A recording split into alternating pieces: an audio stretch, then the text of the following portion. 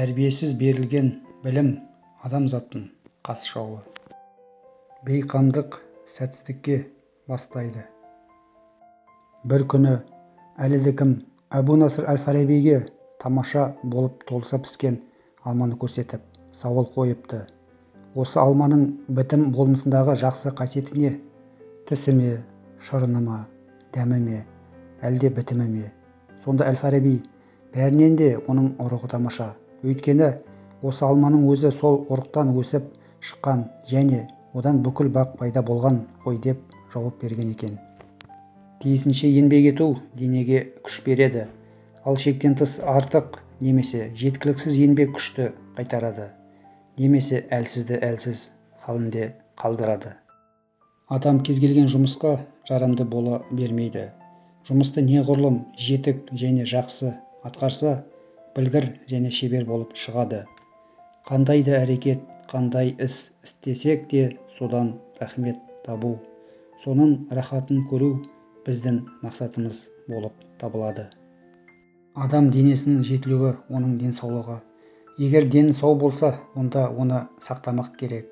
Ал егер сау болмаса, онда денді сауықтыру керек. Ақыл, парасат күші.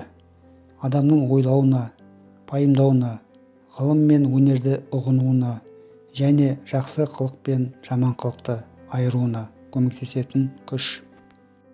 Шын беріле қызықтаған нәрсе ғана адамның жүрегінен орын алады. Егер тән ауырса, көңілдің күрт түсуі табиғи құбылыс. Сондықтан алдымен сазды әуеннің әсерімен көңілді сергетеді. Осының арқасында дене біртіндеп сауыға бастайды. Мінез құлық міні рухани кеселге жатады. Өзгенің пікірін иемденіп кету надандық һәм ниет, арам адамға лайық іс. Мінез жанның айнасы. Білімді болу деген сөздің мағынасы. Белгісіз нәрсені ашуға қабілетті болу деген ұғым. Бақыт өз басың үшін көксейтін игілік. Бақытқа жеткізетін әрекет, тамаша әрекет. Адамның басына қонған бақытты, тұрақты болуы жақсы мінез құлыққа байланысты. Мінез бен ақыл жарасса, адамгершілік ұтады. Білім жолына түскен жан күнделікті күйбен тіршілікті ойламау қажет. Шын білім әрдайым ақиқат, анық болатын білім. Тіршілікте құрыштай бол, төзімді. Сан мәрте ел алдасады өзіңді. Тағдырыңды еш уақытта жазғырма, кезде дағы әзәзілдер азғырған. Адамның тоқымашы не хатшы болып тумайтыны тәрізді. Қайырымдылық пен қайырымсыздық та жаратылыстан бойға өтпейді. Адамның тәндік жаратылысының дамуының негізгі көрсеткіші денінің саулығы. Ізгі және қажетті шаруа атқарған адамның бәсі де жоғары болуы керек. Өз ісінің білгірі һәм шебер атану үшін жақсы жұмыс істеп, жетік білуге ұмтылу керек. Қандай әрекет жасап, қандай іс істер болсаңыз да, игілігін көріп, рахатына бөленуді мақсат тұтқан жөн. Әсіре көп не кем еңбек ету күшке күш қоспайды, қайта қалжырата түседі. Адамның жақсы әрекеттер жасауға да, жаман әрекеттер жасауға да туа бітті мүмкіндігі мен қабілет қарымы жетеді. Дұрыс әрекет мақсатқа жеткізер жолды дұрыс таңдаудан басталады.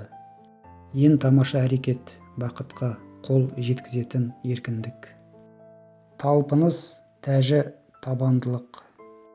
Өнер біткеннің бәрі бірдей бір адамның құшағына сыймайды.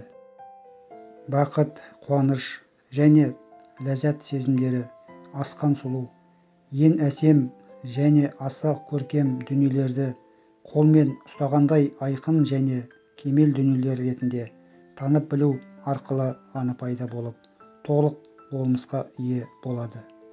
Өнердің теориясын меңгеру дегеніміз өнерге қатысты мәселелерді ақыл арқылы ұғыну және талғам қабілетін игеру.